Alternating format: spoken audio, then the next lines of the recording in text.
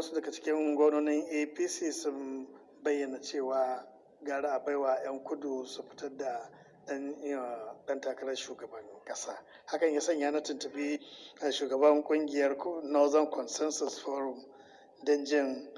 ra'ayinsu game da wannan al'amari. Sunana Awal Abdullahi Aliyu. Yadda muka kalli shi wannan abin da wasu gwamnonin Arewa suka yanke hukunci cewa wai sai dai a miƙa mulki ga kudancin Najeriya,